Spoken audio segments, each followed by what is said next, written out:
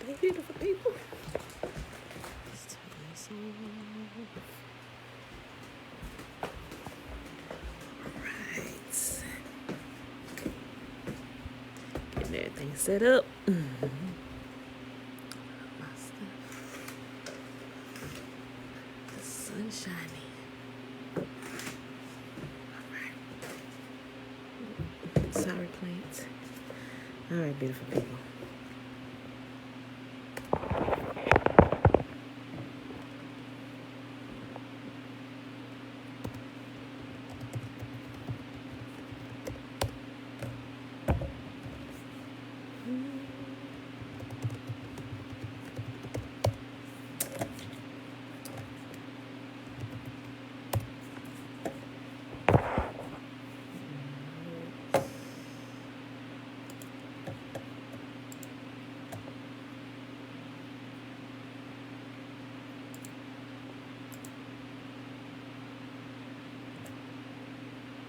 Let's bring that up.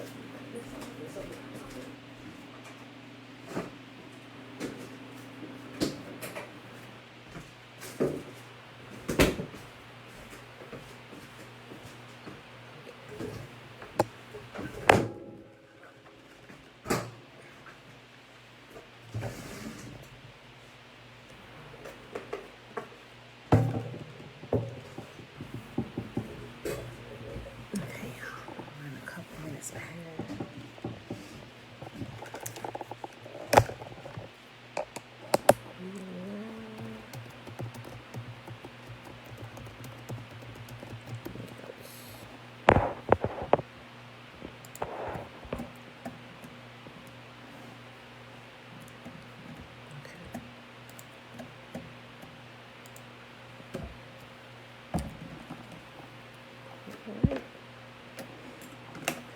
Alright, beautiful people, top of the day. We are live on both places, Facebook and YouTube. Okay.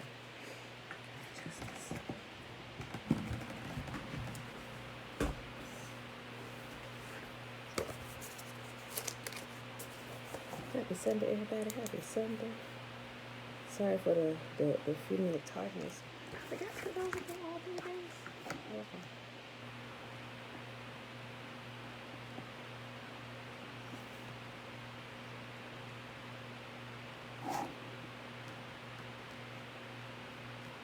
Okay. Happy Sunday, everybody. Shalom, give me shalom. It is June the 13th, 2021, day 179 of year 3 of reading through the books of the law and the prophets. Another 3-year consecutive day count, day 848, 848. Today, y'all, we're reading Esther 7, 8, and 9. And we're going to hop back over to Fossilized Customs on page 136. I believe that was a page. I missed it yesterday. Yeah, 136. We started the gospel portion. All right, y'all. So let's go ahead and do the Shema real quick.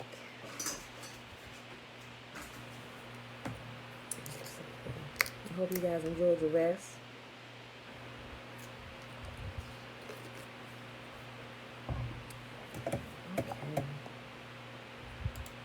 Alright, y'all, remember the Shema is found in Deuteronomy chapter 6, starting verse 3. Hear, therefore, O Israel, and observe to do it, that it may be well with you, and that you may increase mightily, as YAHUAH, the Elohim of our fathers, has promised us, in the land that flows with milk and honey. Hear, O Israel, YAHUAH, our mighty one, he is one. And you shall love YAHUAH your Elohim with all your heart, and with all your soul, and with all your might. And these words which I command you this day shall be in your heart. And you shall teach them diligently unto your children. And you shall talk of them when you sit in your house, and when you walk by the way, and when you lie down, and when you rise up. And you shall bind them for a sign upon your hand, and they shall be as frontlets between your eyes. And you shall write them upon the posts of your house and on your gates.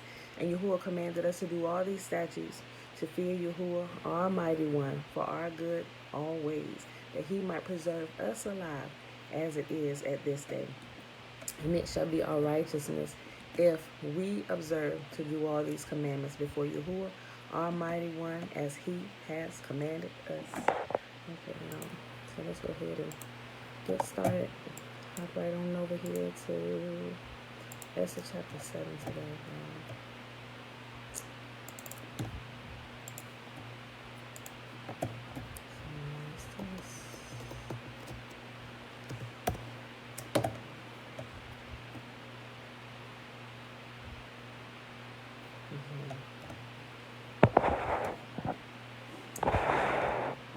We definitely like this. Okay. Sorry, I will start at 8 because we read at 7. We read an extra chapter yesterday. So we're going to do 8, 9, and 10. I forgot to make that correction.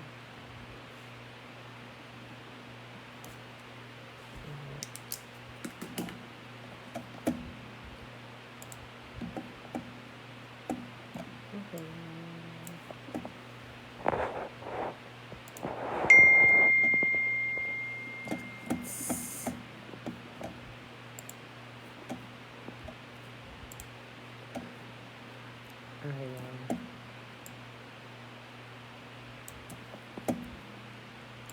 Esther chapter 8.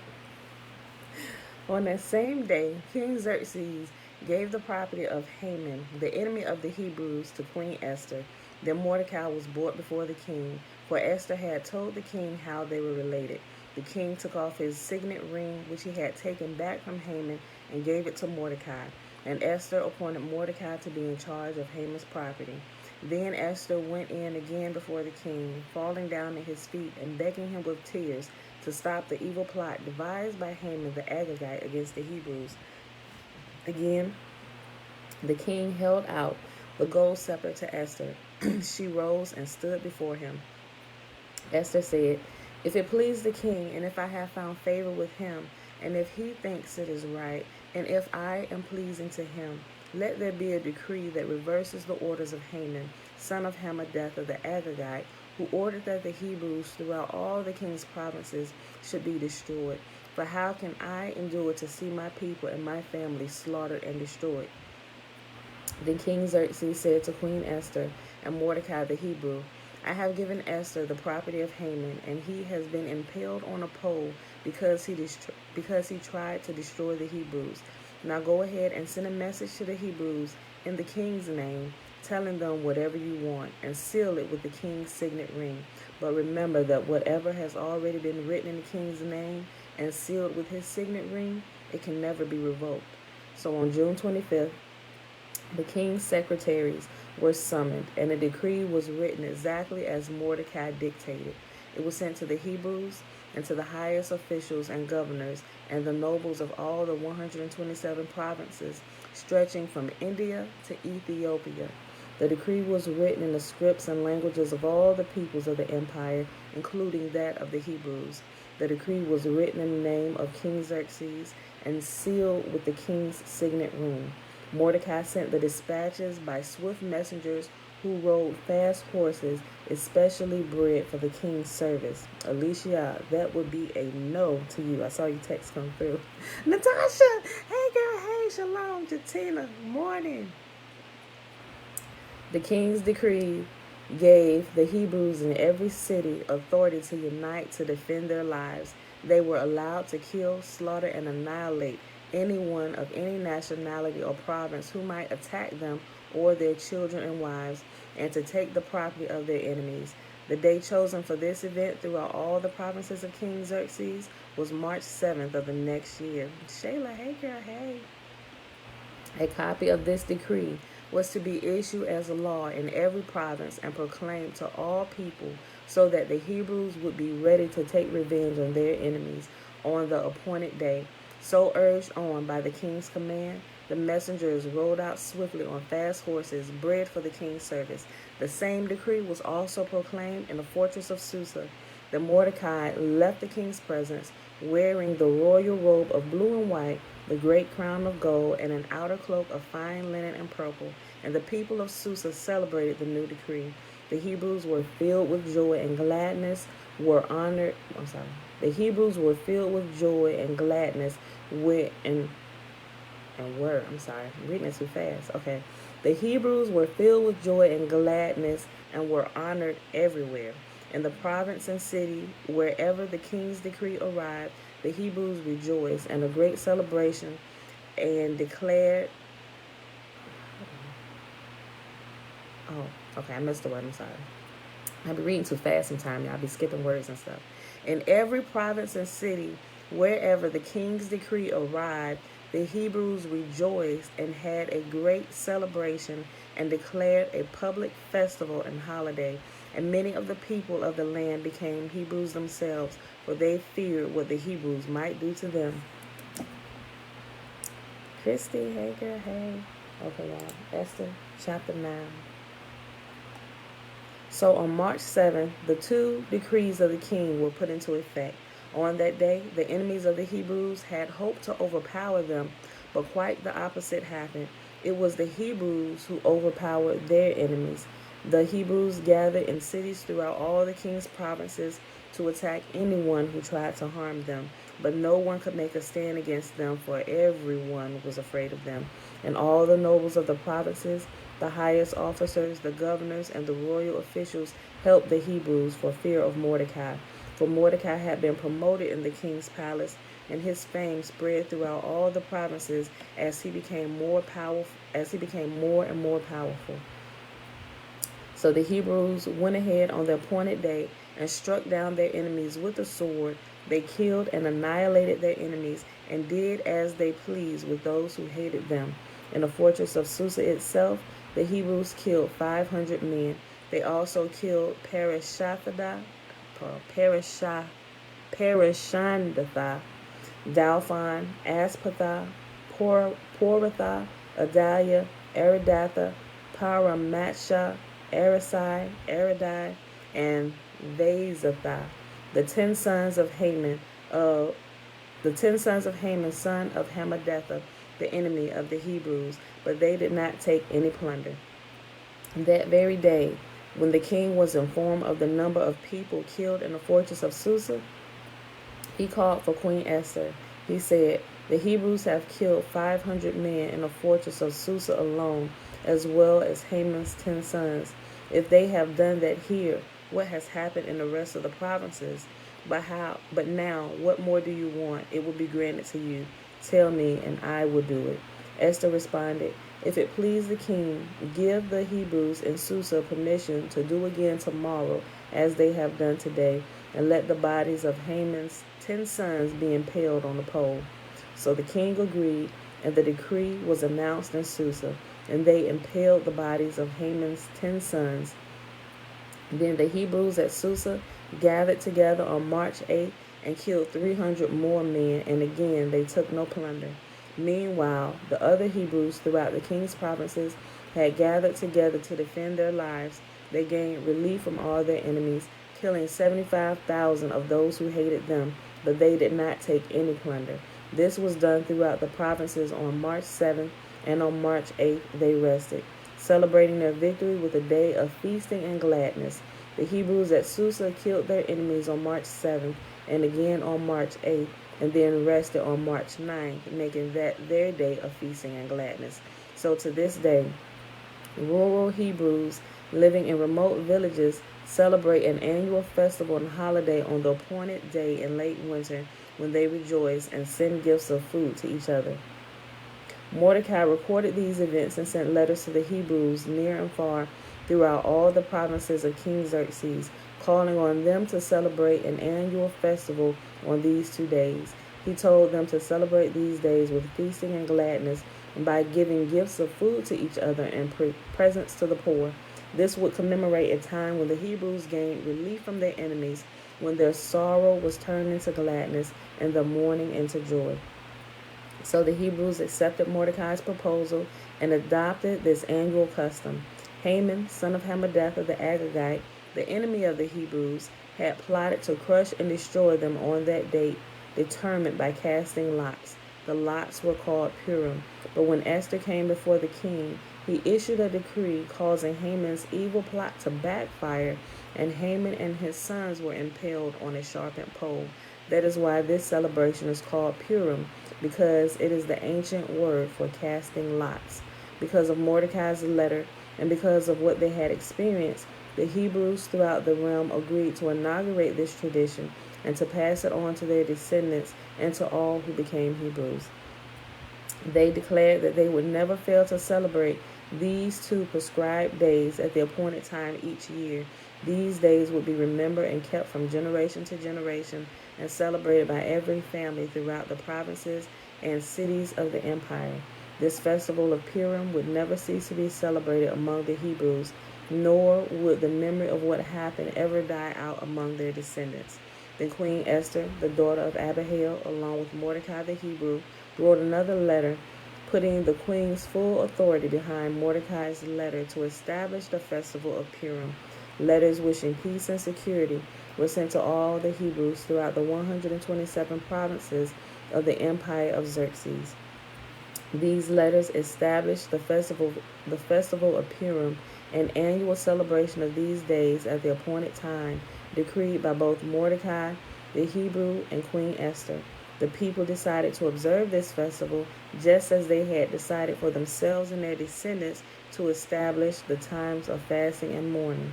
So the command of Esther confirmed the practices of Purim, and it was all written down in the records. And notice it was Esther who commanded this one, not Yah. Okay, the last chapter of Esther, which is only, 3 verses, will be the last chapter for today. And the last chapter of this book, but what we're going to do tomorrow, we're going to actually read the book of Esther in the Apocrypha, which is another 12 chapters. But those 12 chapters actually comprise all of this, but a little bit more detail. King Xerxes imposed a tribute throughout his empire, even to the distant coastlands. His great achievements and the full account of the greatness of Mordecai, whom the king had promoted, are recorded in the book of the history of the kings of Media and Persia. Mordecai, the Hebrew, became the prime minister with authority next to that of King Xerxes himself. He was very great among the Hebrews, who held him in high esteem because he continued to work for the good of his people and to speak up for the welfare of all their descendants. And that is it right here for today, y'all. Let's go ahead and hop over to Fossilized Customs. That was Esther 8, 9, and 10. So we pick up where we left off yesterday, y'all. On page 136. Yep, 136. And it's the section, it's the second paragraph, and the heading is Gospel. Okay. The word gospel is Old English. It's really 2 words crammed together. God plus spell, G-O-D plus spell, S-P-E-L. We have already seen that the Teutonic Celts worshiped the sun with the word God, and it was a proper name. It was used because it was already a familiar word to them, coming from the Greek's translation. The Greeks used theos instead of Elohim because they were already familiar with their old word also. The Greeks called Zeus Theos, and their letter theta was originally a circle with a dot in the center representing the sun running across the sky. They call all their deities by the title Theos. Some scholars believe that using God and Theos refer to YAHUAH is a prophesied abomination of desolation. Hold on. Okay, let me read that again. Some scholars believe that using God and Theos to refer to YAHUAH is the prophesied abomination of desolation. Pillars of jealousy or steeples, Sunday calling Yahusha, Jesus, Easter, and more yet to be exposed follow in that line of thought. The second part of the word gospel, spell S-P-E-L, is also Celtic in origin. It means incantation, speech, spell, news, message, or report. It is the spell spoken to others. The Hebrew word for gospel is besorah. In 1948 CE, A.W. Tozer wrote the following words, underscoring how we can become swept up and mindless devotion by imitating others.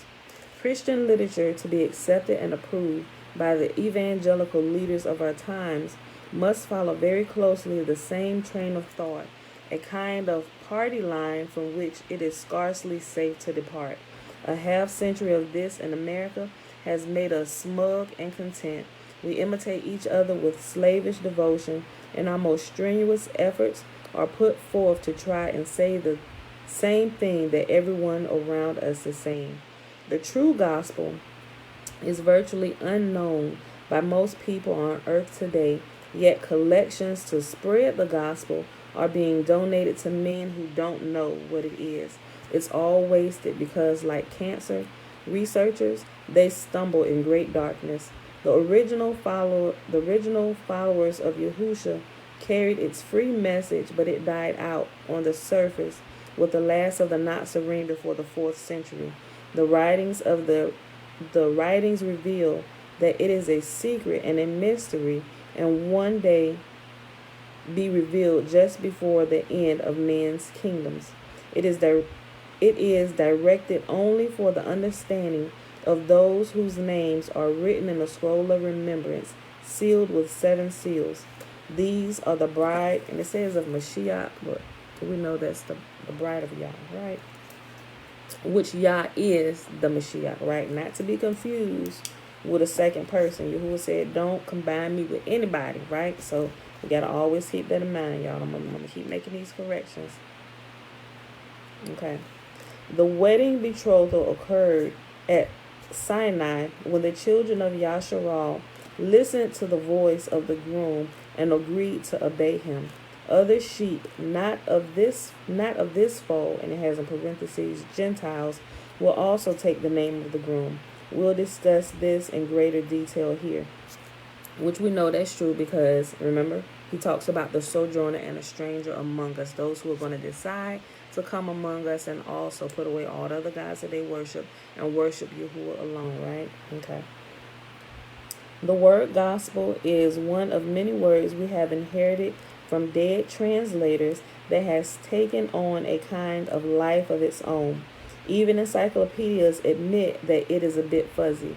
Scholars accept the term, but both what it is and how the term came into use are not clearly understood. The word's meaning and use is the result of our imitating each other for centuries, or our attempting to say the same thing everyone around us is saying. People who want to defend the altered names and other words they are conditioned to use by imitation sometimes will say, well, I speak English and not some foreign language. English is like a wide river with many other languages flowing into it. Gospel is Celtic. Evangelical is Greek from euangelon. I think I pronounced that right. Maybe. I could have screwed it up. It's EUANGELION. Euangelon. Meaning message or report. You can see the word angel in euangelon, giving it the meaning of message. It became the Latin word evangelum. The V letter is the Latin shape for our letter U. You can see the word angel in both, which simply means messenger. Epistle is Greek for letter. Many words we think of as English are really Celtic, Latin, Greek, French, Hebrew, or Aboriginal tongues spoken by the natives of an area prior to English settlers. Rivers, states, and countries are often named by foreign terms. They're not English, but our familiarity with them causes us to believe they are. When Yahushua was in the congregation or synagogue at Luke 4 and read from the Tanakh, he read aloud in Hebrew the words of Isaiah 61. He told them that this prophecy had been fulfilled in their ears. We should go back and read Isaiah 61, right? Because we would know. Matter of fact, let's pause real quick. Let's read Isaiah 61. See, here's something right here, what we're about to do. This is what people, a lot of times, they don't do. They'll keep reading, and they may check real quick, and they'll check like one verse. I'm like, oh well, yeah, it does say this, but let's read it in context. Let's pause right here. Let's go to Isaiah 61. Let's see what it says.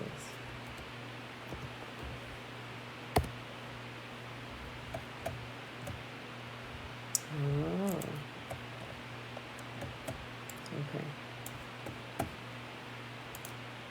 Uh-oh.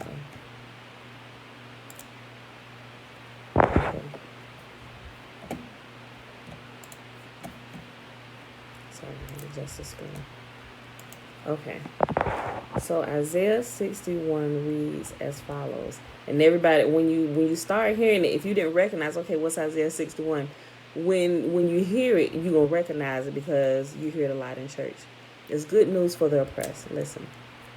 You gotta read it all in context, right? Hold on, let me say right here. It says, when Yahushua was in the congregation synagogue at Luke 4 and read from the Tanakh, he read aloud in Hebrew the words of Isaiah 61. He told them that this prophecy had been fulfilled in their ears. He announced the fulfillment of the prophecy of the awaited Mashiach as his listeners comprehended. He proclaimed the acceptable year of Yahuwah, known as the year of Jubilee. Every 50th year, native-born Hebrews are to be freed, and land is to be returned to their heirs according to their tribes. He was also proclaiming the gospel, the announcement that the reign of Yahuwah had come into their midst. Listen. Now, let me read this a little bit more before we read that. It says, he was also proclaiming the gospel, the announcement that the reign of Yahuwah had come into their midst. If you read all of Isaiah 61 and 62, as he probably did, you will discover that it promises a day when the bridegroom will rejoice over his bride. At Matthew 11:5, where this passage of Isaiah is being quoted, the word gospel appears in our translation from the original Hebrew word basar, meaning tidings, message, report, or news. Now, let's go back and let's actually read Isaiah 61. We may actually need to read 62 just to make sure we got it, right? Okay, so Isaiah 61 is news for the oppressed. But let me look at, let me look at 60, see what the title of this one was before, make sure.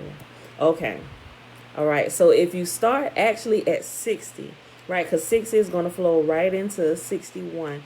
Isaiah chapter 60 talks about the future of Jerusalem and what she's going to look like when beautiful Israel returns to her land, right? Okay, so read 60. Oh, I should just read it. Oh, let's just read it, y'all. What time we at? Hold on, I gotta read it now. I gotta backtrack just to make sure we're at 25 minutes. Okay, here's what I'm talking about when we keep things in complete context. So we're gonna pause right here and we're gonna read this. We're gonna start at Isaiah 60. All right, listen. It's entitled Future Glory for Jerusalem. Arise, Jerusalem, let your light shine for all to see. For the glory of Yahuwah rises to shine upon you. Darkness as black as night covers all the nations of the earth, but the glory of Yahuwah rises and appears over you. All nations will come to your light.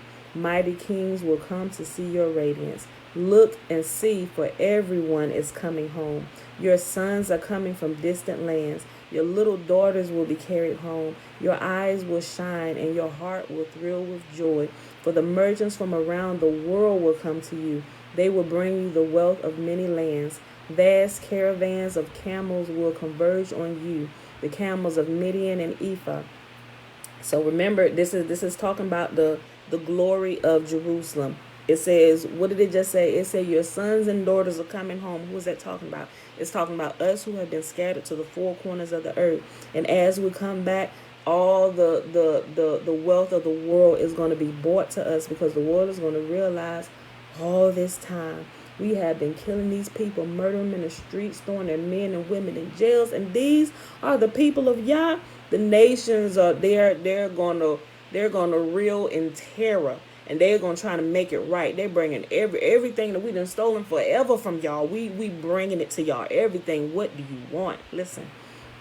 Verse 4, I'll go back up. Look and see, for everyone is coming home. Your sons are coming from distant lands. Now while we're reading this, let's also keep in mind what JC was telling them back here. No matter what you name them, Yahushua, Yeshua, YAHUAH, what I was just trying to think of all the names. What he said here, he said this is being fulfilled in your ears, right? And I even want you to think about this now. Has this happened yet? How could this have been fulfilled, right? So y'all got to think about all this stuff in context before you try to start defending a lie, because this is what you truly believe. We're not saying that you're bad because you didn't believe the lie. You just have to really decipher truth from error. We're not telling you to throw away everything, but some of this leaven, get rid of it so you can see the truth and put it all together so you can walk straight, right? And a lot of us are still kind of walking crooked lines because we're still mixing truth with error, right? Listen, it said, look and see, for everyone that's coming home. Your sons are coming from distant lands. Your little daughters will be carried home. Your eyes will shine and your heart will thrill with joy. For merchants from around the world will come to you. They will bring you the wealth of many lands. Vast caravans of camels will converge upon you. The camels of Midian and Ephah. The people of Sheba will bring gold and frankincense and will come worshiping before Yahuwah. The flocks of Kedar will be given to you, and the rams of Nebaioth will be bought for my altars. I will accept their offerings, and I will make my temple glorious.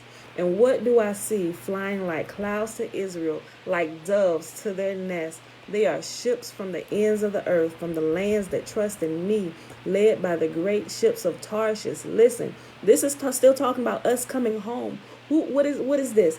What do I see flying like clouds to Israel, like doves to their nest? This was the best way Isaiah could describe this. But in our day, we know those.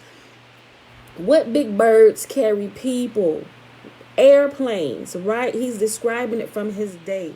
And what do I see flying like clouds to Israel, like doves to their nest? They are the ships from the ends of the earth, from lands that trust in me, from the ends of the earth, like here. They bring you from another part of the earth, bring you back home.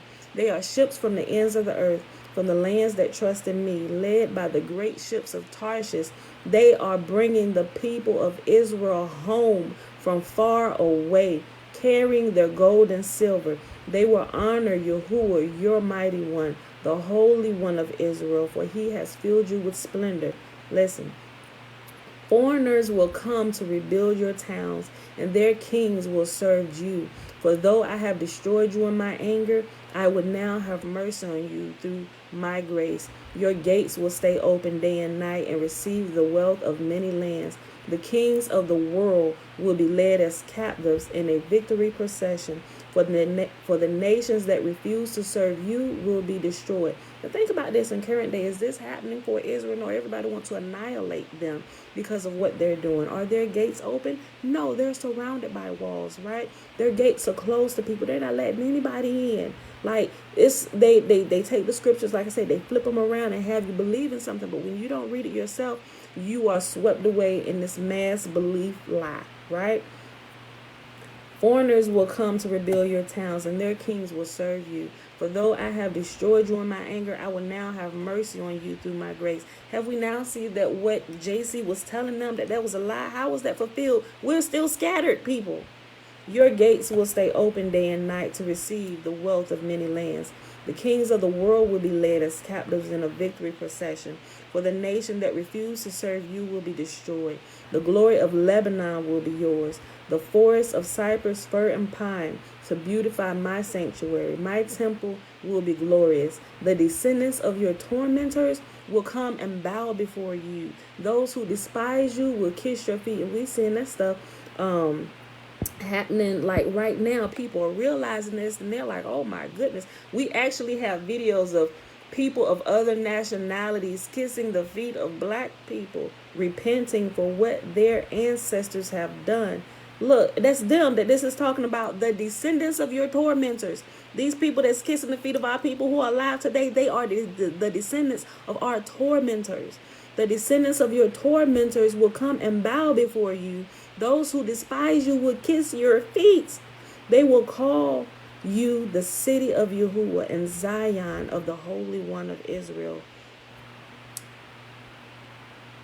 Oh yeah, they pulling out the last stops. Dana said we can't get there with this vaccine. That's probably why they're saying We can't go to other countries without a vaccine. They're trying to keep us dispersed. When I started realizing this with this, and they making it like impossible to travel still to some places, or you got to have this. They haven't made it mandatory yet, but they're pulling out all stops, and it had to be something worldwide to affect the entire world because we are dispersed worldwide, and they know they're going to have to do it this way, otherwise we're going to all be able to get back. So they're trying to hold us back anyway, by any means necessary at this point. And I'm just sitting back eating my popcorn like that. It ain't gonna work.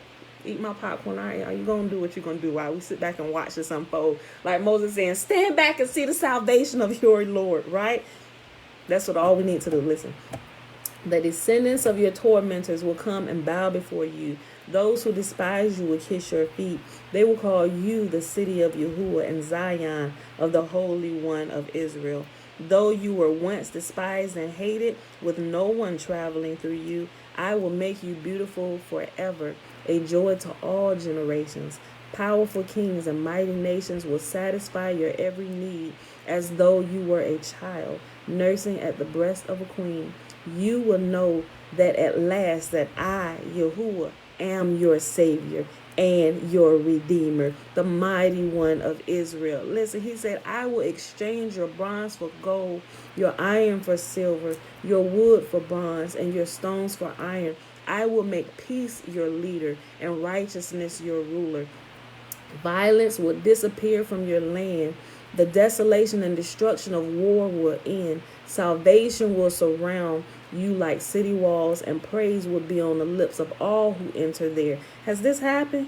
Has this happened? Hold on, we ain't got to that part yet, y'all. Listen. No longer will you need the sun to shine by day, nor the moon to give its light. For Yahuwah, your mighty one, will be your everlasting light, and your mighty one will be your glory.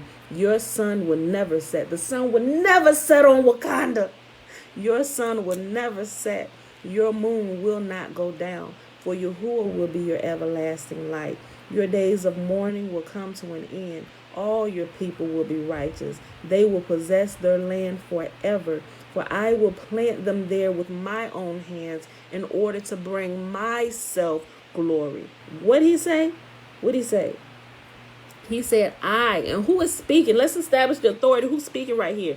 This is Yahuwah, creator of heaven and earth, the mighty one of Israel, the mighty one of Yasharal, the mighty one of Yisolili, Yisael, or whatever you want to call us, right? The descendants of Jacob, us, we's these people, right? Look, and he's not saying that the sun going to completely disappear. He's describing to us that that's what it's going to be like to us. He said, you thought you experienced the light of the sun and the moon. He said, when I come and I set you back, he said, you ain't even going to need them no more. He said, because I am going to be your light. He said, you truly going to know what light is and what safety is when I bring you back home. Have we experienced that?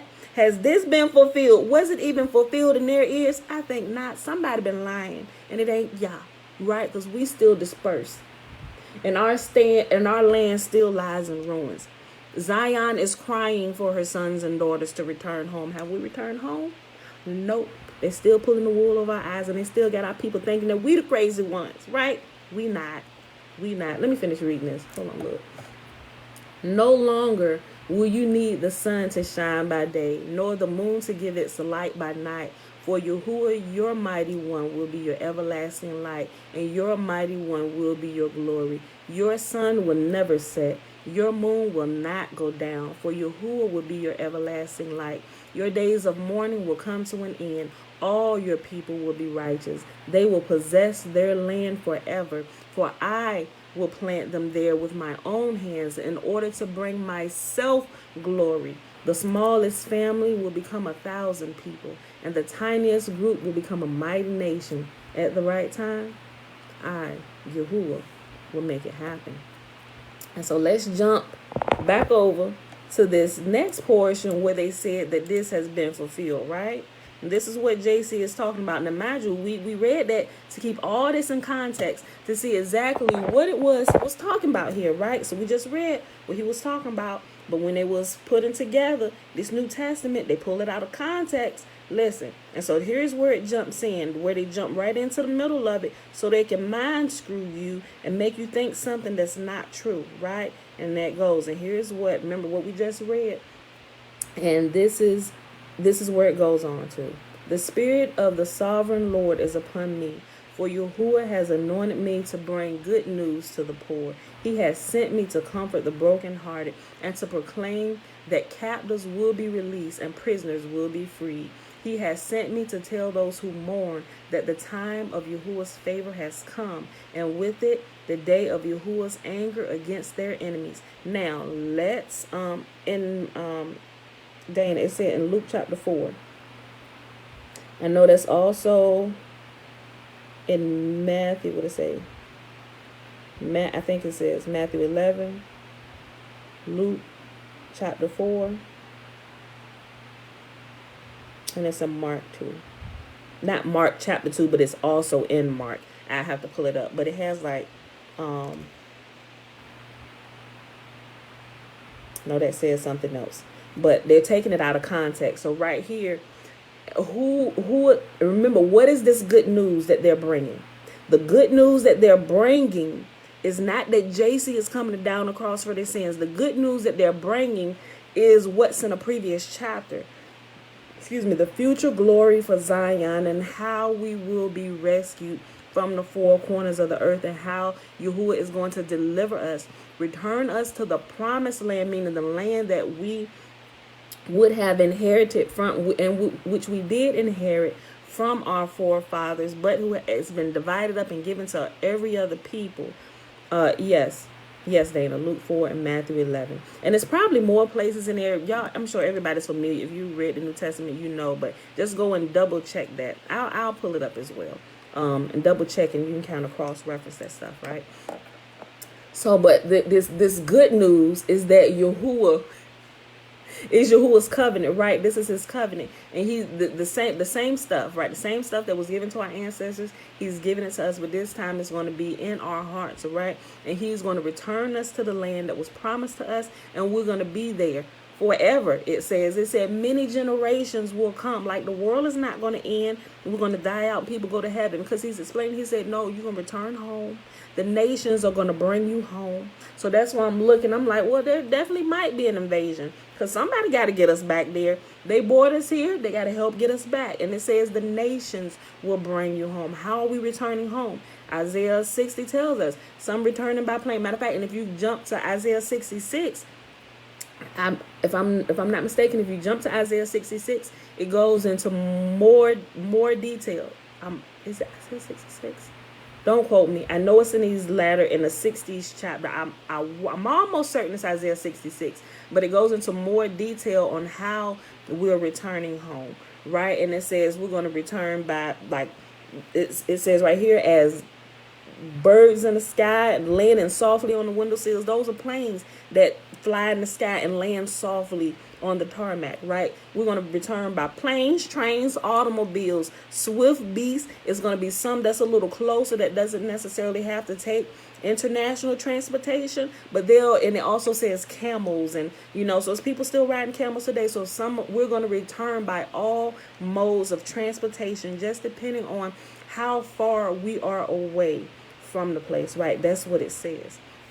Okay, so let me finish reading it. So that's the good news. That's the good news that he has sent Isaiah to tell the people, that YAHUAH, at this certain time, YAHUAH is going to restore his people. That's the good news. That's the news of salvation, of saving, of delivering of YAHUAH's people. Listen. The Spirit of the Sovereign Lord is upon me, for YAHUAH has anointed me to bring good news to the poor. He has sent me to comfort the brokenhearted, to proclaim that captives will be released and prisoners will be freed.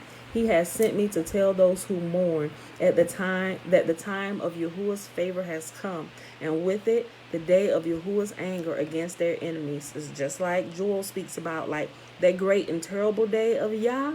It's going to be great for us, but terrible for the other nations, because with his favor and his grace and his salvation to us, is going to be the woe of the world, right? We're being saved and they're being destroyed, right? Same thing that happened in Egypt. It's the same thing. Israel was saved. Egypt was destroyed for what they had done. So his glory and his anger fell at the same time. Listen. He has sent me to tell those who mourn that the time of Yahuwah's favor has come, and with it the day of Yahuwah's great anger against their enemies. To all who mourn in Israel, he will give a crown of beauty for ashes, a joyous blessing instead of mourning, a festival of praise instead of despair. In their righteousness, they will be like great oaks that Yahuwah has planted for his own glory. They will rebuild ancient ruins. Our city, we're gonna build. The nations are gonna help us rebuild, right? All those things. They will rebuild the ancient ruins, repairing cities destroyed long ago. They will revive them, though they have been deserted for many generations. Foreigners will be your servants. They will feed your flocks and plow your fields and tend to your vineyards. You will be called priests of Yahuwah, ministers of our mighty one. You will feed on the treasures of the nations and boast in their riches. Instead of shame and dishonor, you will enjoy a double share of honor. You will possess a double portion of prosperity in your land, and everlasting joy will be yours. For I, Yahuwah, love justice. I hate robbery and wrongdoing. I will faithfully reward my people for their suffering and will make an everlasting covenant with them. Their descendants will be recognized and honored among the nations. Everyone will realize that they are a people that Yahuwah has blessed. I am overwhelmed with joy in Yahuwah, my mighty one. For he has dressed me with the clothing of salvation and draped me in a robe of righteousness. I am like a bridegroom dressed for his wedding, or a bride with her jewels. The sovereign Lord will show his justice to the nations of the world. Everyone will praise him. His righteousness will be like a garden in early spring, with plants springing up everywhere. Yo. And so he also mentioned, he said you probably should read 61 and 62 in its proper context. And so the Isaiah 62 is actually Isaiah giving a prayer. And it's 12 verses, so let's go ahead and read it because it is good. Isaiah's prayer for Jerusalem. Because I love Zion, I would not keep still. Because my heart yearns for Jerusalem, I cannot remain silent. I will not stop praying for her until her righteousness shines like the dawn and her salvation blazes like a burning torch. And what is our salvation? That Yahuwah will regather us and place us back in our land, and he's going to heal us and restore everything to us that has been taken, right? That is salvation for Yahuwah's people, and he's going to increase us, right? That's what he said. That's what true salvation is. I will not stop praying for her until her righteousness shines like the dawn and her salvation blazes like a burning torch. The nations will see your righteousness. World leaders will be blinded by your glory, and you will be given a new name by Yahuwah's own mouth. Yahuwah will hold you in his hand for all to see, a splendid crown in the hand of Yah. Never again will you be called the forsaken city or the desolate land. Your new name will be the city of Yahuwah's delight and the bride of Yahuwah. For Yahuwah delights in you and will claim you as his bride. Your children will commit themselves to you, O Jerusalem, just as a young man commits himself to his bride. Then Yahuwah will rejoice over you as a bridegroom rejoices over his bride. O Jerusalem, I have posted watchmen on your walls. They will pray day and night continually. Take no rest, all you who pray to Yahuwah. Give Yahuwah no rest until he completes his work, until he makes Jerusalem the pride of the earth. For Yahuwah has sworn to Jerusalem by his own strength, I will never again hand you over to your enemies. Never again will foreign warriors come and take away your grain and new wine. You raise the grain and you will eat it, praising Yahuwah. Within the courtyards of the temple, you yourselves will drink the wine you have pressed. Go out through the gates. Prepare the highway for my people to return. Smooth out the road. pull out the boulders, raise a flag for all the nations to see. Yahuwah has sent this message to every land. Tell the people of Israel, look, your Savior is coming. Woo! Boy, I'm about to get choked up. Hold on, y'all. Oh, okay. Look. Woo! Look. Yahuwah has sent this message to every land. Tell the people of Israel, look, your Savior is coming. See, he brings his reward with him as he comes. They will be called the holy people, and the people redeemed by Yahuwah. And Jerusalem will be known as the desirable place, and the city no longer forsaken. We could end this right here. So, now that we have read this in context, if we go back and look at what the New Testament is trying to teach us, we'll clearly see that something is wrong. Somebody is lying. We, even today, and this was said to them, over 2,000 years ago? We supposedly said over 2,000 years. That's what I say. Supposedly said to them over 2,000 years ago. But we today clearly know. He said, this has been fulfilled in your ears today. How so? How, Sway? How? How has that been fulfilled? Right? Listen. Okay, now that we've read that in context and we know what Isaiah 60, 61, and 62 says, let's continue reading this, right? Listen. Let me just go back up. It says, when Yahushua was in the congregation or the synagogue at Luke chapter 4 and read from the Tanakh, he read aloud in Hebrew the words of Isaiah 61. He told them that this prophecy had been fulfilled in their ears. He announced the fulfillment of the prophecy of the awaited Messiah as his listeners comprehended. He proclaimed the acceptable year of Yahuwah, known as the year of Jubilee. Yet we still scattered and in chains. Right? Every 50th year, native-born Hebrews are to be freed, and the land is to be returned to the heirs according to their tribe. How many of us got that land back? We still purchasing land with the money we done saved up. Who returned anything to us? Right? We see like little... No. Let's keep reading.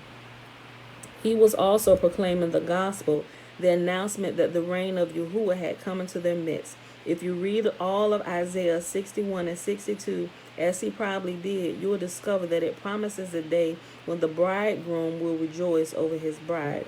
In Matthew 11:5, where this passage of Isaiah is being quoted, the word gospel appears in our translation from the original Hebrew word basar, and it has in parentheses the letters RSB or RSB spaced out, meaning tidings, message, report, or news. You must know what the message is to carry it to others. Clearly, we know what the good news is now that we've read it, because you got to go back to chapter 6 to see what that good news is, right? You must know what the message is to carry it to others. The Hebrew word for gospel is besorah. It is ultimately the Torah, which Yahushua instructed us to go and teach to all the nations. Thus, Israel is increased as a covenant people. Gentiles who engraft through the Torah become fellow Israelites. See Ephesians 2, 8 through 13. The reign of Yahuwah, aka Kingdom of God, is a secret. How do we know it's a secret? And then he goes at Mark 4, 11 and 12. And when he was alone, those about him with the 12 asked him about the parable. And he said to them, to you it has been given to know the secret of the reign of Yahuwah. But to those who are outside, all are done in parables, so that seeing they see, but do not perceive, and hearing they hear, but do not understand, lest they should turn, repent, and their sins be forgiven them. He was quoting Isaiah 6 and 9. The secret or mystery is really the gospel itself. And it goes on at Romans 16:25.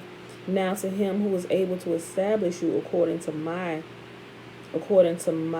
gospel, Besorah, and the preaching of, it says, Yahushua HaMashiach, according to the revelation of the mystery which has been kept secret for long ages past.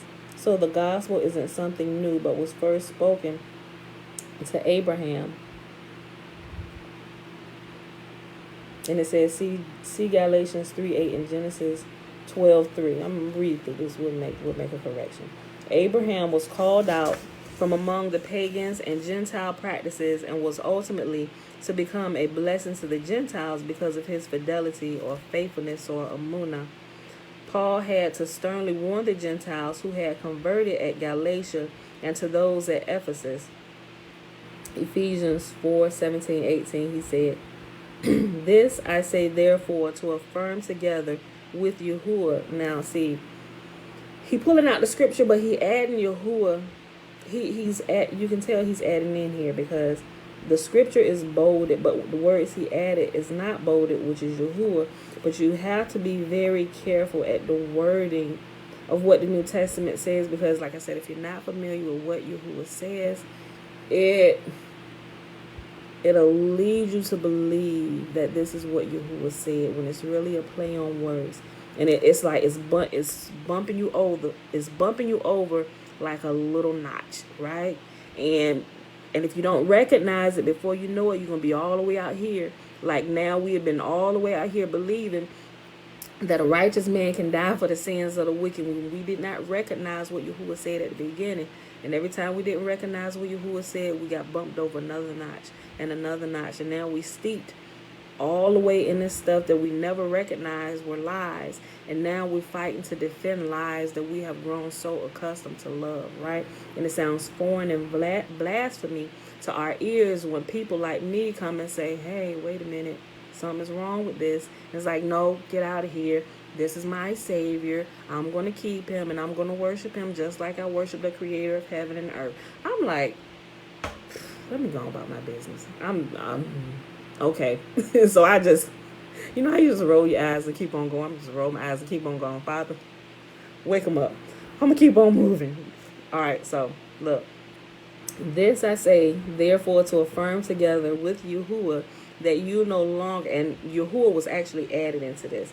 This I say, therefore, to affirm together that you no longer walk as the Gentiles walk in the futility of their thinking, being darkened in their understanding, excluded from the life because of the ignorance that is in them, because of the hardness of their heart. And he added in Yahuwah. Right here it says, excluded from the life of Yahuwah because of the ignorance that is in them. But I think if you don't add in words to what they were saying here, you will kind of see, you trying to make what they say line up with what Yahuwah is saying as you begin to read it in whole. But if you begin to add Yahuwah inside of that stuff, it's gonna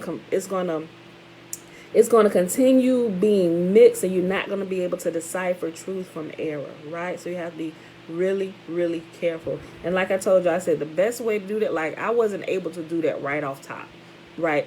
The best way, from my personal experience and the road that I walked through, was by taking time to read the Old Testament over and over and over and over again. Like I recommend anybody, if you know the New Testament, if that's all you know, and you need to go back and verify what the Old Testament says, like you can't really tell me what happened back here, I would recommend just take a year, set aside everything and just read the Old Testament over and over and over and over again, right? And it's easily done where you can get through it at least once a year by reading 3 chapters a day, right? Like we've been doing every year for like the last 3 years. This is our 3rd time reading through here.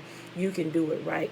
I read it a little faster than this before I started doing it live, because I was reading it. Now y'all may call me super crazy, but I was getting through it in 90 days, like every 90 days, right? But I was listening to it. That's more like 11 chapters a day for 90 days. And so I was literally going through the Old Testament 4 times a year. I know some people not built like that. That's just something I can do. I don't know. I'm just able to do it. I'm able to assimilate a lot of information in a shorter period of time than some other people, because I don't know. Information is my thing. I'm able to kind of take it. I'm a researcher, y'all. So I'm not telling you got to go do what I did, but I'm just suggesting at least read through it once. Go through it 3 chapters a day, like what we're doing, because that's not everybody can read 3 chapters a day. You can even just listen to it in your ear, right? You have to get familiar with what Yahuwah actually says. And until you're able to do that, and you're able to decipher who's speaking what, you're not going to be able to able to separate truth from error. Even if you're doing those scriptural topical studies and stuff and researching, you're linking the scriptures together, pulling all the scriptures from the Old Testament and you New, to see how they, because you're missing stuff in the beginning. You're missing the tone. You're missing the full context if you don't know the full story. Like somebody studies for a test and just uses the cliff note, or somebody just, let's say you're going to have to, I think this is a better way to describe it. Let's say your teacher tells you, okay, in the syllabus for that, we're going to discuss this chapter tomorrow. We're going to discuss these chapters tomorrow. Read chapters 1, 2, and 3, right? And so you have people that actually, they'll go and read, but you have people who will read and they'll take notes, right? So now that you've read it, now you've actually taken notes, you're prepared for this discussion, right? You're really prepared for this discussion. So whereas those who didn't go read, they're not prepared at all, and they're looking around like, and they're gonna try and play off what you say. Oh yeah, they're gonna try and foo-foo their way through the conversation, right? They're gonna jive their way through the conversation. But a good teacher can tell you ain't read it, did you? Because that's not what they was talking about. You trying to compare things, and they was giving a whole analogy over here, explaining something. Oh yeah, I remember when that happened. You didn't read, did you? And then you can also tell those who didn't read, hey, let me get your notes. Okay, here, I don't need them anyway. I know it, but yeah, you can take my notes. And you can clearly tell that those who borrowed somebody else's notes didn't read either. Those who just have the notes is like the ones that's doing scripture, the scripture linking the references together. You ain't read it, did you? That is not what it said. Because you came up with something they weren't even talking about. I can tell you don't really understand the context of what was going on, right? So a good teacher can really tell her students who actually have done the work, who actually read the chapters, and they understood the chapters. They assimilated the chapters. They understood the gist of what was going on. They're going to be the only ones that are going to be able to have a decent, thorough conversation about this work we should have did. The ones just the cherry picking and pulling all the notes together and just the scriptures, they'll be able to hold on for a little bit. Then they're going to have to ease. They're going to have to shut up. Because they were like, oh, what? Hold on, that ain't what your notes said. Yeah, see, those are just quick notes, but you really got to understand. It's like they're going to have to back away too. And the ones that didn't do no reading, ain't got no notes, ain't read it at all, they just remain quiet the rest of the class. It's impossible for you to join in. Now you just sit and learn. You learn because you didn't do. You learning on the back end. While those who are prepared and prepared themselves, they can go on and they can interact with the teacher. And the teacher, they're going to have to fall back. The teacher can interact with the ones who've actually been there. And they actually can prepare them for some of the things. They can even give them information that's coming ahead of time, because now you got the backstory. And I can tell you got the foundation. You got this down. Okay, so be watching for this, right? So they say, okay, so now that you understand that, be watching for this. And you'll know what I'm talking about when you get to it. This is exactly what's happening with scriptures, right? We can tell those ones clearly don't know what it said. You off in La La Land trying to make it, no, see, this is what happened. He coming back to get us and we're going to heaven. What? What are you talking about? No, we're going to be swooped up out of here on spaceships. Let's talk about the chariots. You ain't read, did you? You ain't even talk to nobody with notes, have you? Right? So now when you're doing this, you're just like looking at people. Then the one with the notes, oh, no, see, because I went, no, because this is what it said. The ones that's doing the scripture, no, this is what it said. Boom, boom, tell me. I'm like, you don't get it, did you? You didn't read it either. All you did was take somebody's notes, and you was like the last minute before class start, teacher, hold on, wait, was she coming down the hall? Okay, let me just gotta write down a couple more things. I'm looking at this. Okay, boom. You ain't prepared either. You got stuff in front of you, but you have no clue how this interacts throughout the entire story, right? This is exactly what's happening with those who have taken time and read through the story. They've got intimate with the characters of who they worship, who their enemies were, the family feuds, what's going on, everybody that's named the same, and how they speak, and all the different names. There are those in here who have different names. Think about us, y'all. I got different nicknames, right? It just depends on who in your family is talking to you. Even King Solomon had different names, right? And you'll find that we saw how the Legends of the Jews brought that out. Depending on who was talking to him, they addressed him by different things. But those who in the family, they were like, oh, who is that person? Oh, that's King Solomon. Oh, that's King Solomon. All this time, that was King Solomon. They were talking about, that's what his granddaddy called him, right? So it's like me. My name is Pamela. Some people call me Pam for short, right? Just like Yahuwah, sometimes we call him Yah for short, right?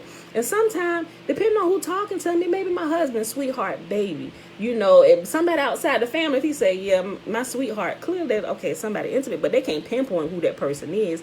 Or my children call me mom. Okay, there's a lot of people out here called mom, but they can't pinpoint who that is unless you know who this person is. Then you know, oh, I know your family, so I know who you're talking about when you say mom or when you say baby, right? It's the same way. Guys, everything that Yahuwah is trying to teach us, we're literally intimate with the details, even in our own personal lives, if we would just pay attention. There is nothing too hard that we cannot understand. Everything we need to know is literally happening in our very own life. If we're able to fuse it all together and see it come to life in our own families, right? And there are other nicknames. Some sister call me PJ Sparkles.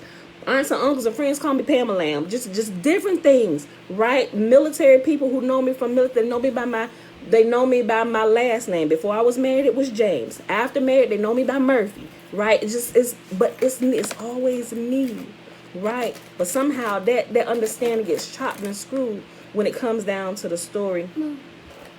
Okay, thanks, babe. When it comes down to our story as we're reading it in the scriptures, and you're not able to tell, okay, this is not family business. Somebody added this. Who was this? Their family didn't do this. Who is this? This is not how they live. This was added. Somebody added this. This ain't even a tone, right? So it's just like that, y'all. So I hope I made that really clear. So when we're reading through, if you decide to continue reading through the New Testament, I ain't saying chuck everything all together, but at least do your homework. Take the time and do your homework. Yes, it's everywhere. The truth is everywhere in plain sight, and lies are everywhere, doing everything to try and cover your eyes and keep you from the truth, right? But it's us. It's us doing our own due diligence, right? So we can see the truth.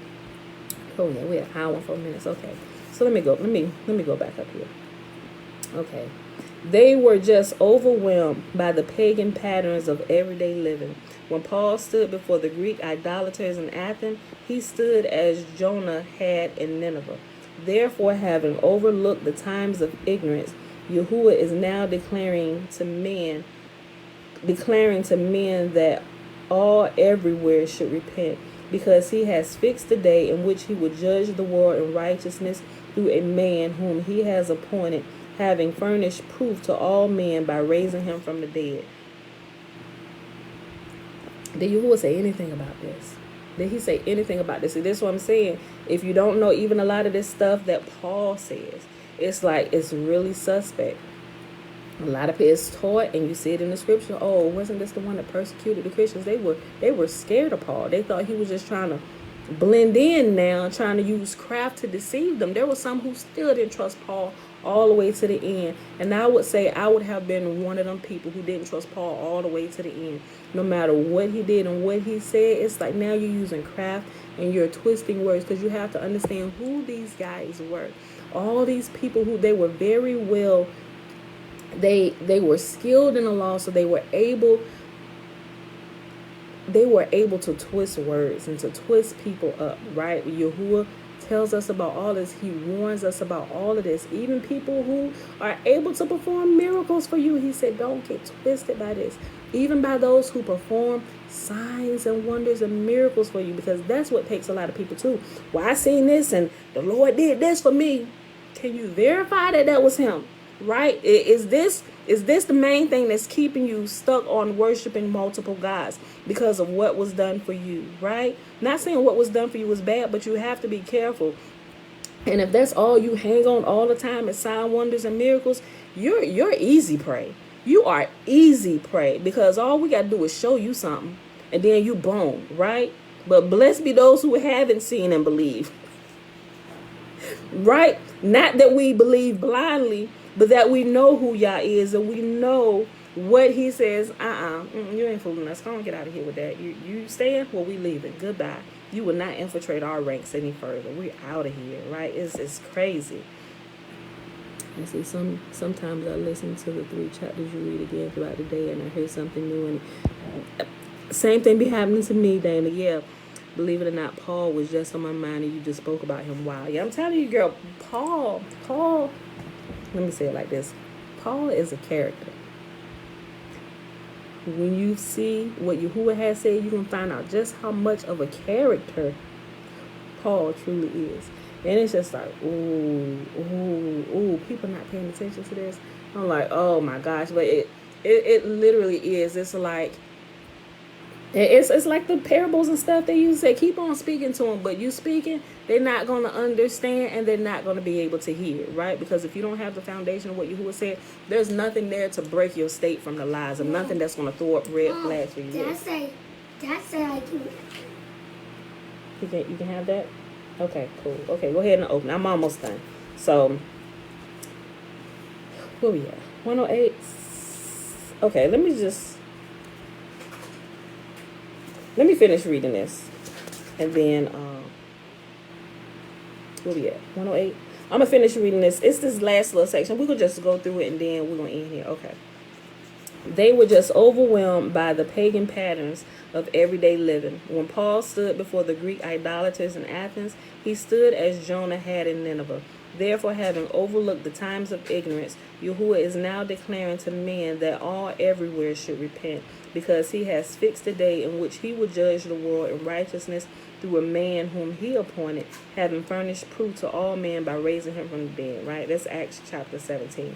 But Yahuwah didn't do that, right? Yahuwah said he alone, and the person that he is going to raise up as a deliverer, like he did with Moses and with all the different deliverers and Esther. They weren't dead and came back to life. There was that he didn't need to use somebody that had already gone to the grave, but somebody that y'all see that when you go through and you really understand what Yahuwah says. He speaks against all this stuff. It's an actual flip-flop of what Yahuwah said. The reign of Yahuwah will be to most like a trap springing shut, and catch the majority by complete surprise. They are in a Roman system, ignorant of the annual observances they are taught are Jewish. Weekly Sabbath, Passover, Shavuot is Pentecost, Yom Teruah, which is trumpets, Yom Kippur, which is the Day of Atonement, and Sukkot, which is the Feast of Tabernacles, tents or booths or shelters, whatever you want to call it. All picture the redemption of Yahuwah's bride, but they are kept from the knowledge of the plan and what to watch for. Paul explains it is a mystery to the Ephesians at 6:19, and pray on my behalf that utterance may be given to me and the opening of my mouth to make known with boldness the mystery of the, and it has gospel in parentheses, the mystery of the gospel.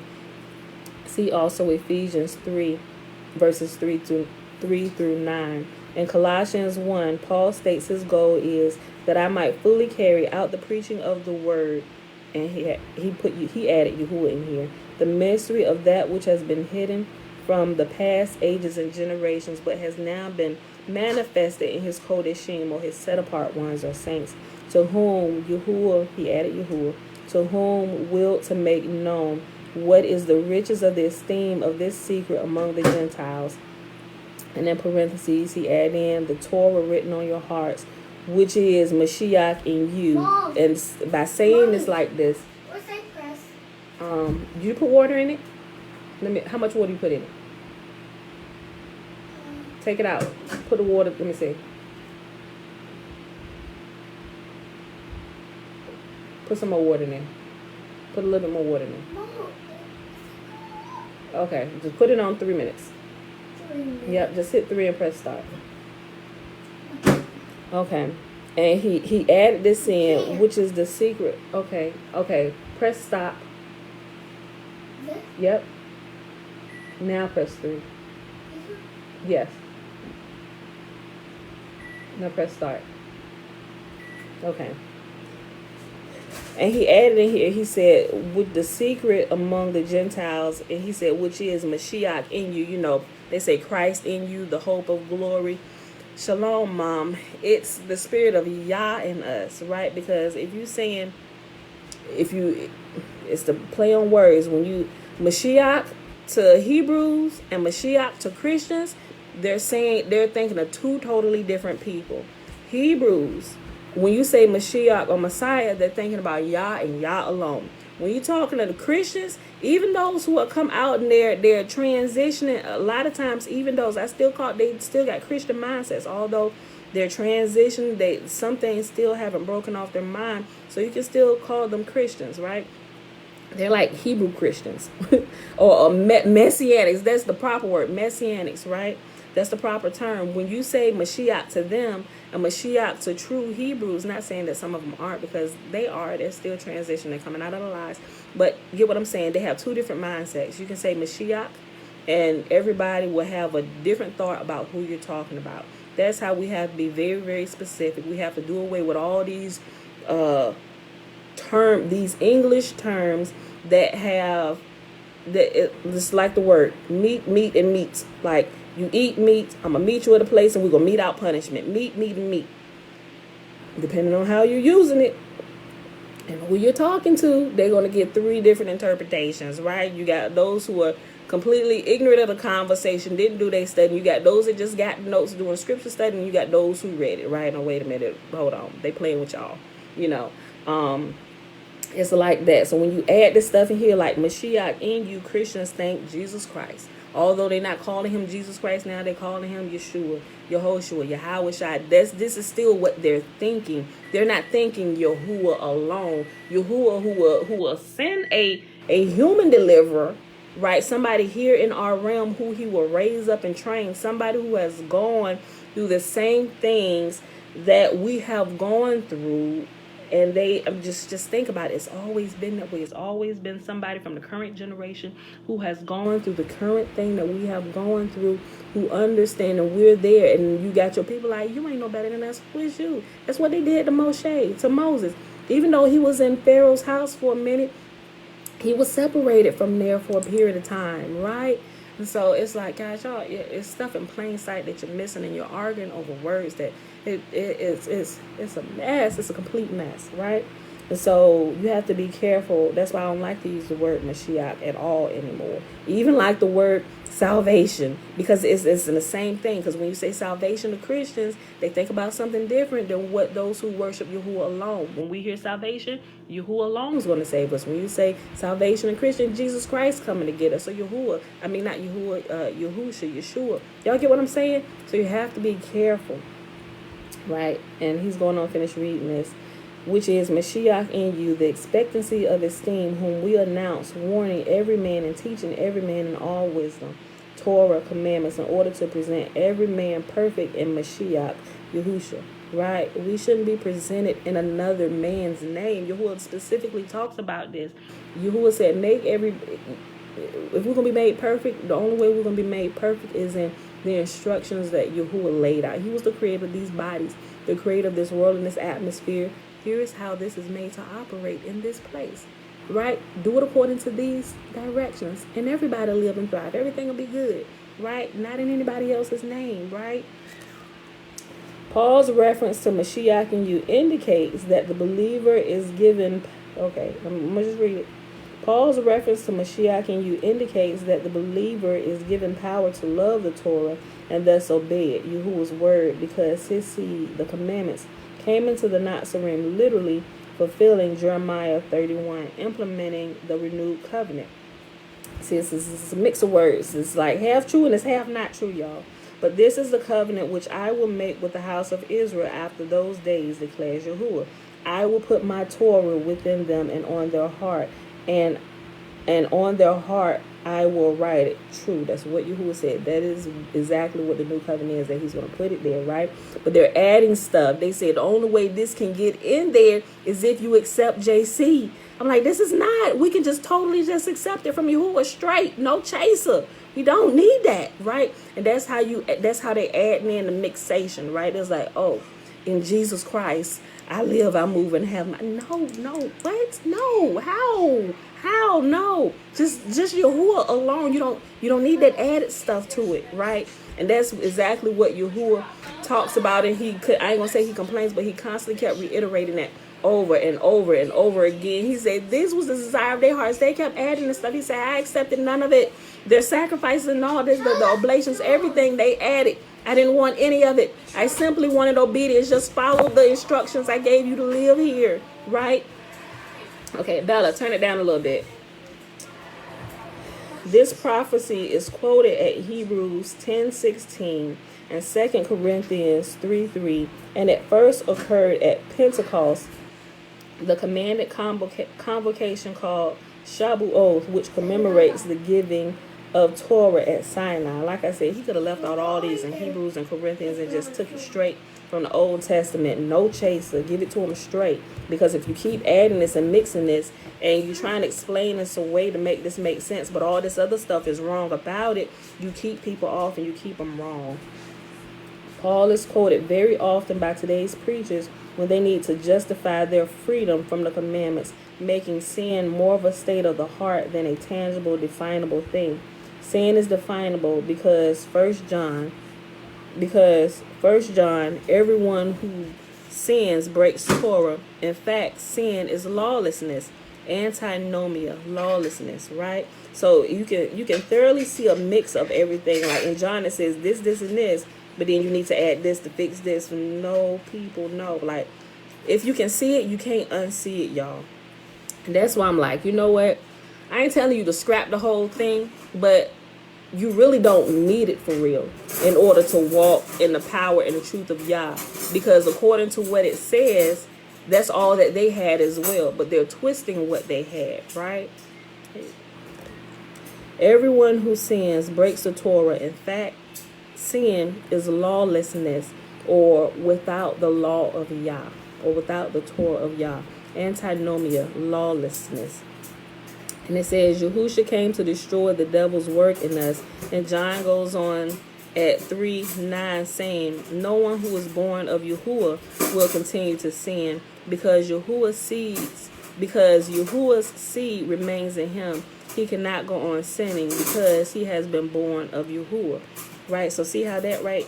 How he even kind of mixing words. Like some of the stuff, he just needs to explain this without keep adding in JC. It said, Yahushua came to destroy the devil's work in us. And John went on to say, like, how did he come to destroy the work when what Yahuwah said it was made perfect and he was going to give it to us again, just like it was. So if he's going to give the same thing to us, just like he gave to our ancestors, what point did JC serve? Like, why was he even added if Yahuwah's giving us the same thing over?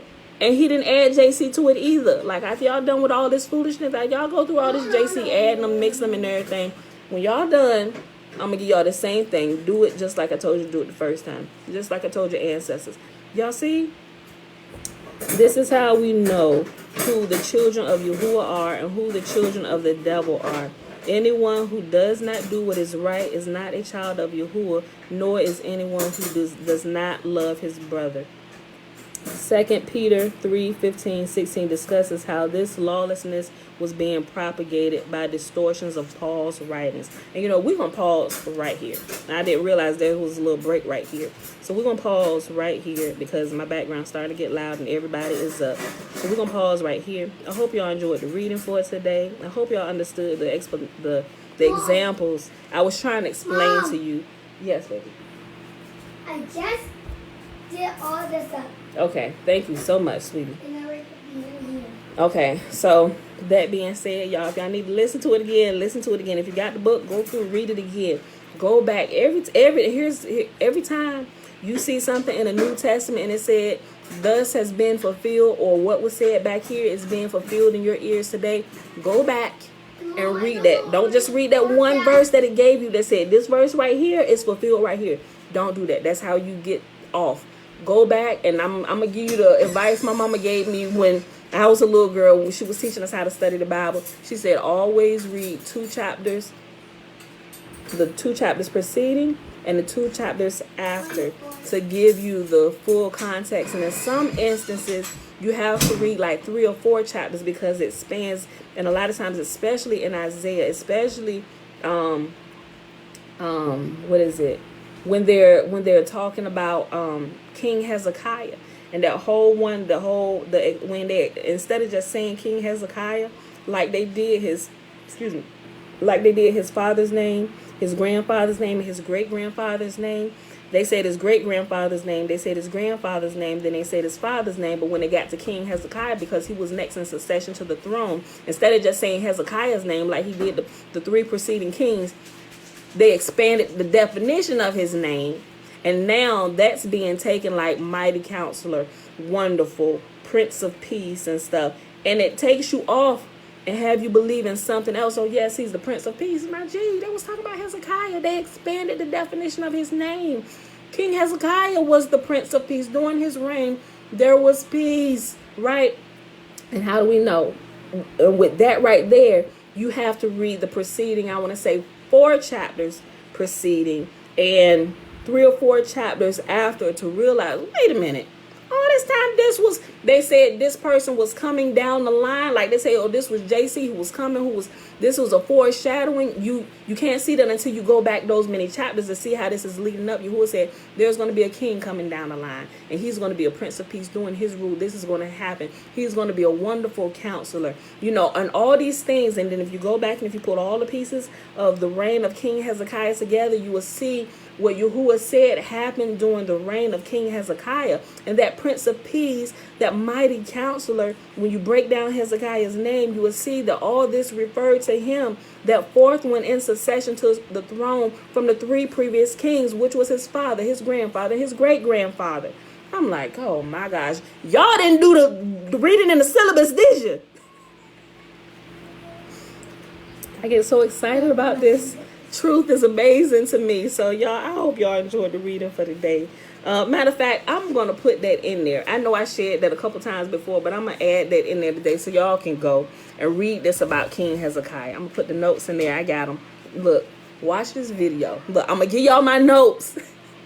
But some people, y'all might just take the notes and try and read this. But if they weren't here, if you're going to give them the notes and you're going to read the notes, watch this video, then you have to go read it in context. So you have everything and you don't just have my notes. You go try and talk to somebody like, wait a minute, hold on. What does note mean? And you didn't write the notes. So I'm telling you how to do it. If you're going to take it and you're going to share them notes, and whoever you're going to share with, have them watch the video. And then make sure they read all them chapters in context so they can see, oh, snap.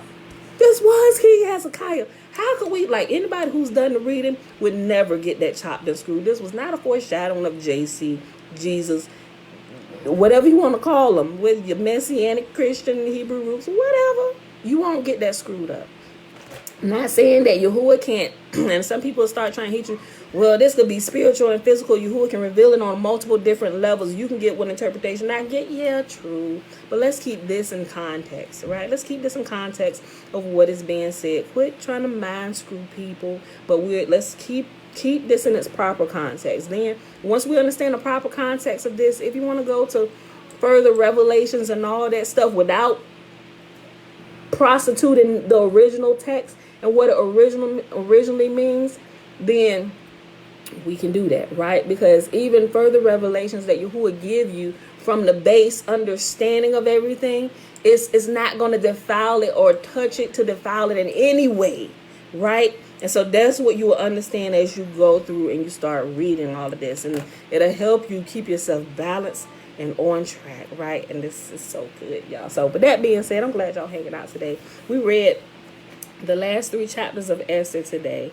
Esther 8, 9, and 10. So remember, we're going to actually go back to the Apocrypha tomorrow and read the book of Esther out of there. And it's going to have all the missing pieces of what they didn't add in here. This is just like literally a summary of the bigger story. And even that in Apocrypha is a summary of the bigger story, which we can read some of those portions also in the Legends of the Jews. Remember the Legends of the Jews, if you get it, remember what's in the Legends of the Jews is actually a compilation of all the scrolls that they found in all the different nations with all these stories. But mind you, that's not everything. They only compiled in that book what the like information was that all the nations had that was exactly the same. And a lot of that stuff is missing from the Apocrypha and also from the Bible. But it was well-known knowledge to other nations. Like some things that, as we just finding out here, like the other nations knew this. It is common to them. When we were talking about, oh, no, that's witchcraft, that's witchery. What is that? No, all the other nations know this. Is like we're the newcomers. We're the Johnny-come-latelys to all this information. Like, y'all didn't know that? Like, our mama, that was like a nursery rhyme my mama sung to us when we was babies on her breast, right? That's literally how it is. Like, we're the ones, it's like, what? We're the last ones to know, right? So, but as you're studying, you keep reading, it gets quite interesting, So, y'all, it is Sunday, June the 13th, 2021, day 179 of year 3 of reading through the books of the law and the prophets. Another 3-year consecutive day count, day 848. That is without the Sabbath days or the feast days, Sabbath days added into the count. Why? Because Yahuwah told us to rest, and we rest on those days. So remember, with this moon cycle, for this month, remember the new moon was spotted on Friday. So the Sabbaths shift back to Fridays, right? So everybody by default now, whether you're Messianic, Yahuwah only, Christian, no, Christians still doing it on Sunday, but some of them, they'll observe both. Like, some of them have Sunday service and Shabbat services at their church. They trying, y'all. They trying. People really trying to wake up. It's information and misinformation catching them every which way they going. They trying to get it right. So we praying for our brothers and sisters. Like, Father, wake them all up, right? But we have to uncover the lies in order for you guys to see the truth, right? And I'm not the only one. I'm probably the Johnny come lately on the scene. There's been people for years been trying to tell you this, right? So I'm just like, Yahuwah's truth will stand firm as a pillar, and it will be your anchor at all times. You hold on, even if you swing, just don't let go of Yah. Hold on only to Him, and then while you're holding on only to Him, He'll guide you. He will keep you, even if you're getting off. Whatever He got to do to get true to you, whether it's a dream or He's bringing it here or a vision or whatever, He's going to give it to you, and it's going to help you put the pieces together. So, that being said, y'all, let's do the blessing. Let's do the blessing, which is found in Numbers chapter 6, verses 22 through 27. Remember, the first 21 verses is the Nazarite vow. The man or woman can take the Nazarite vow. And Yahuwah spake unto Moses, saying, Speak unto Aaron and unto his sons, saying, On this wise ye shall bless the children of Israel, saying unto them, May Yahuwah bless us and keep us. May Yahuwah make His face to shine upon us and be gracious unto us. May Yahuwah lift up His countenance upon us and give us peace. And they shall put my name upon the children of Israel, and I will bless them. Oh, something else. I meant to say this earlier, and I may have mentioned it. I know I mentioned it in another one.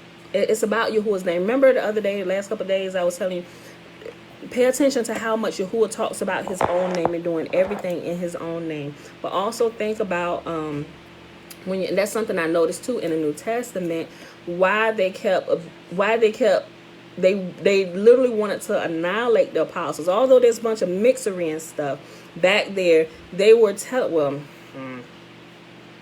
now that I'm saying it out loud and hearing what I'm saying, they kind of switch it a little bit. Yahuwah is jealous about His name in the Old Testament, but they were beating the disciples. They said, Speak no more in this man's name, right? They kept saying the name of JC, right? But back in the Old Testament, Yahuwah was constant and He was adamant about His own name. Do everything in my name alone, right? So I just wanted to bring it up. So I'm just trying to help y'all see as many things that you can see, so you can begin to compare, like, why are all these things? It's like, this goes, why is this flip-flop? Because it is. And by you being able to recognize all of those things that are flip-flopping and a direct opposite of what Yahuwah said, it should get the juices flowing a little bit more. But like, wait a minute, it should really bug the crap out of you, that make you go, hold on, let me go look up this, because what did Yahuwah say? That's what got me, right? It really started bugging me. I'm like, this is opposite. I know this is opposite because I just read this today, and this is what Yahuwah said. They said it backwards from what He said, and it'll have you and be like, okay, why is this like this? Why does it seem like they are violating everything Yahuwah said? So I'm putting these out. I was like, wait a minute, hold on. Because they are, right? Like somebody said before, and I like to repeat it. He said the New Testament should really be called the New Test, to see if you are going to listen to Yahuwah. That's what Yahuwah said. Yahuwah said, I'm going to test you. To see, He said, and if these things come, He said, I don't care if the prophecies come to pass. I don't care if it's signs, wonders, and miracles, and it looks amazing. He said, but I'm testing you. That's what it said. I believe it's Deuteronomy 13 or Deuteronomy chapter 18. He said, I am testing you to see if you are going to be obedient to me. Y'all go check that out. Go check that out. And keep all of that. Think about everything that Yahuwah says, right? His voice is a good guide as you navigate through the scriptures that has all this garbage added into it, right? So I done enough talking for the day, y'all. I gotta get out of here. Kids is up and they about to start getting loud. Y'all know y'all hear them in the background. All right, y'all. With that being said, I love y'all. I'll add those couple things in here. Just give me a few moments to get it all uploaded and stuff after I get them straight. But anyway, y'all. See y'all back here tomorrow morning, 7:15 a.m. Shatera, thank you for joining. Everybody that hung out with me today. I see y'all back here tomorrow. If you can join, 7:15 a.m. Eastern Standard Time. Peace.